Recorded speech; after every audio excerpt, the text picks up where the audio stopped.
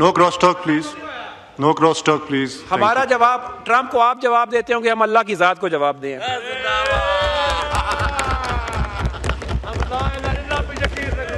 जनाबे चेयरमैन, जनाबे chairman no cross talk please, माहौल को खराब ना करें प्लीज। अच्छा माहौल जा रहा है। जनाबे चेयरमैन, कोई बात नहीं, ये शोर पुकार तभी किया जाता है जब दलाइल खत्म हो जाते हैं। जनाबे चेयरमैन, FBR के जरिए एक नई नैब तैयार की जा रही है। इस मुल्क में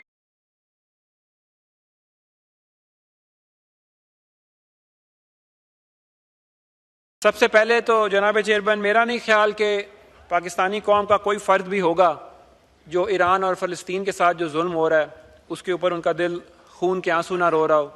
मैं ईरान के ऊपर और फ़लस्तीन के ऊपर हुए जुल्म की भरपूर मजम्मत करता हूँ। बजट पे बात शुरू करते हैं। जनाब स्पीकर, मेरा ताल्लुक एक ज़राई ज़िले से है। 90% आबादी मेरे ज़िले की ज़राई माइशत से अपना रोज़गार पैदा करती है। लेकिन मैं इस वक्त खाली जंग की बात नहीं करूँगा, मैं इस वक्त पाकिस्तान के उन 62% लोगों की बात करूँगा जो ज़राअत से ताल्लुक़ रखते हैं। पाकिस्तान की ज़राअत, पाकिस्तान के अंदर 24% GDP, मेरे ख्याल में इससे बड़ा कोई भी एक सेक्टर GDP में अपना हिस्सा नहीं डालता जितना ज़राअत डालता है। 24% GDP हमारे मुल्क का ज़राअत से आता है और हमने इस पूरे बजट के अंदर ज़राअत के लिए कुछ भी नहीं रखा। किसान को इस साल सिर्फ गंदम से 2200 अरब का नुकसान हुआ है और अगर आप पूरा मिलाएं तो 4000 अरब का नुकसान है। और जनाब चेयरमैन, ये खाली किसान का नुकसान नहीं होता। ऐवानों में बैठे हुए इन लोगों को एक चीज़ और समझनी चाहिए कि हमारे ज़िले के जो शहर हैं वो इसी जिम्मेदार के कमाए हुए पैसे से चलते हैं।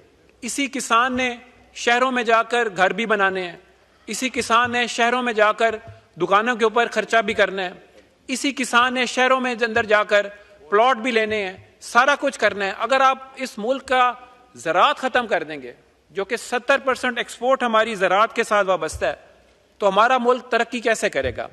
ज़राअत रीढ़ की हड्डी रखता है इस मुल्क के लिए।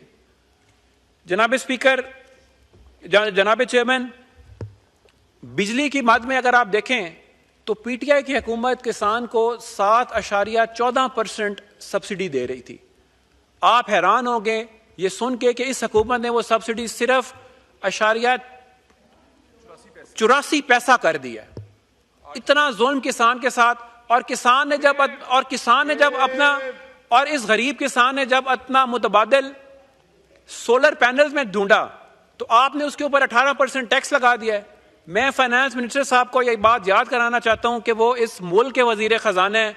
अल्लाह माफी दे, वो खुदाई के ऊपर तो वजीर खजाना ना बने, अल्लाह ताला की बनाए हुए सूरज की किरणों के ऊपर भी उन्होंने टैक्स लगा दिया है। खुदा का खौफ करें और ये टैक्स वापस लें। हमारे मुल्क के गरीब अवाम का खून निचोड़ने के लिए ये बजट दिया जा रहा है। बिजली भरने के पैसे कोई नहीं हमारे पास, लोगों के पास, और आपने सोलर के ऊपर भी टैक्स लगा दिया। 35% एक साल के अंदर हमारा ट्रैक्टर इस साल कम बिका है। इसका क्या मतलब है जनाब चेयरमैन कि किसान के पास पैसा ही नहीं है। 14% खाद की कम खरीद की गई है क्योंकि किसान के पास अपनी फसल को डालने के लिए खाद के पैसे ही नहीं है। और हमने किसान के लिए क्या रखा है? कुछ भी नहीं। अगर आपने इस मुल्क को तरक्की करानी है तो उसके लिए आपको अपने किसान को मजबूत करना पड़ेगा, किसान को सहूलियात देनी पड़ेगी। हमारी एक्सपोर्ट भी एग्रो बेस्ड है, हमारा मुल्क भी एग्रीकल्चर की बुनियाद पर चल रहा है। इसलिए मेरी भरपूर गुजारिश है इस हुकूमत के साथ कि खुदारा इस मुल्क के गरीब किसान के ऊपर रहम करें और इस बजट में ज़रूर कोई बेहतरीन प्लान शामिल करें और इस मुल्क की बेहतरी के लिए कुछ सोचें। जनाब स्पीकर, IMF ने इनको ये कहा था कि आप आहिस्ता आहिस्ता करके गंदम की खरीद कम करें अपने किसान से। इन्होंने तो वो काम कर दिखाया जो IMF ने इनसे डिमांड भी नहीं की थी। इन्होंने तो एक साल में यकमुश्ती फैसला कर लिया कि हमने अपने किसान से एक बोरी गंदम भी नहीं खरीदनी। IMF की वो डिमांड ही नहीं थी जो इस हुकूमत ने जो है वो इस बजट में अंदर करके इस साल किसान का रगड़ा निकाल दिया। तो बराए करम IMF के नाम पर किसान के साथ जुल्म बंद करें। IMF की डिमांड से बढ़कर हम उनकी गुलामी करने जा रहे हैं।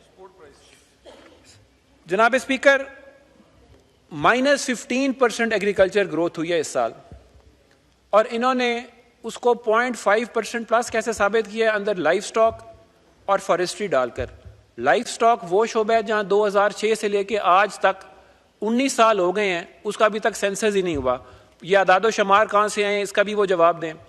उसके बाद फॉरेस्ट्री जो अंदर डाल के इन्होंने 0.5% ग्रोथ ऐड की है, फॉरेस्ट्री का ज़राअत के साथ अंदर डालना, और ये भी वो दरख्त हैं जो इमरान खान ने अपनी बिलियन ट्री सुनामी के अंदर फॉरेस्ट्री की ग्रोथ की थी, वो इन्होंने इसके अंदर डालकर और अपनी एग्रीकल्चर को 0.5% प्लस शो कर दिया।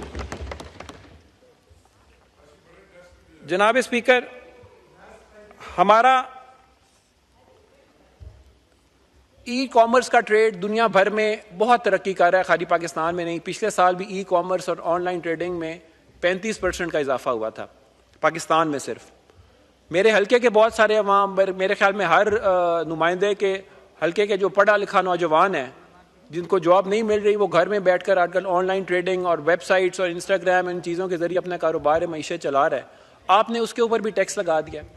एक तो हमारी फेलियर है एज ए गवर्नमेंट उनको जॉब्स प्रोवाइड करने की, ऊपर से हमने जो वो घर बैठे अपनी मेहनत से किसान, एक नौजवान पढ़ लिख कर अपने घर में बैठा अपनी बिजली इस्तेमाल करके, अपने वसाइल इस्तेमाल करके ऑनलाइन ट्रेडिंग कर रहे हैं। आपने इतनी बड़ी ब्लॉकेड उसके सामने खड़ी कर दी, आपने उसके ऊपर भी टैक्स लगा दिया।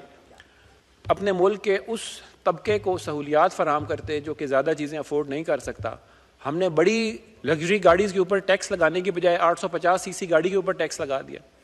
जनाब चेयरमैन, ये किस तरह का बजट है? हम अवाम को क्या रिलीफ देने जा रहे हैं या उनकी कमर की हड्डी मजीद तोड़ने के लिए जा रहे हैं? छोटी गाड़ियों पर सेल्स टैक्स लगाने का मकसद सिर्फ और सिर्फ कि ये गरीब अवाम इनको जितना और दबा सको, ये दब के रह जाएं और इस मुल्क के खिलाफ अंदर होने वाली जो आवाज़ या कानून के खिलाफ जो तोड़ा जा रहा है उसके खिलाफ आवाज़ें ना उठा सकें। जनाब चेयरमैन, क्लाइमेट चेंज के इस दुनिया का इस वक्त सबसे बड़ा एक मौजू क्लाइमेट चेंज है। ग्लोबल वार्मिंग आपके सामने है। इस साल पाकिस्तान में गर्मी के रिकॉर्ड तोड़े गए हैं और हमने 400 अरब रुपया उसके अंदर से कम कर दिया है। इस्लामाबाद में शायद इतनी रिकॉर्ड गर्मी कभी नहीं पड़ी होगी। हमारे ज़िले में इस दफ़ा 50 डिग्री तक टेम्परेचर चला गया, ये आज तक नहीं हुआ। और हमने अपना 400 अरब रुपया कम करके सिर्फ और सिर्फ दूसरी चीज़ों के अंदर डाल दिया है। हमारी कोई आगे फ्यूचर विजन नहीं है, कोई फ्यूचर की सोच नहीं है। ये किस तरफ हम जा रहे हैं? पूरी की पूरी मरगला पहाड़ियाँ पूरी की पूरी सोसाइटीज़ में बदल चुकी हैं।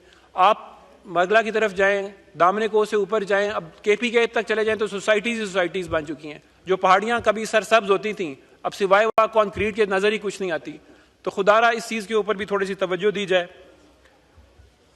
जनाब चेयरमैन, हमारी मुल्क की इन्फ्लेशन पिछले 3 साल में 30 to 40% रिकॉर्ड बढ़ी है। पिछले 3 साल के अंदर आप इस मुल्क में जब तक सियासी इस्तेकाम नहीं लेके आएंगे, जब तक इमरान खान साहब बाहर नहीं आएंगे, तब तक इस मुल्क की मायशी तरक्की बहुत मुश्किल हो जाए। हमारे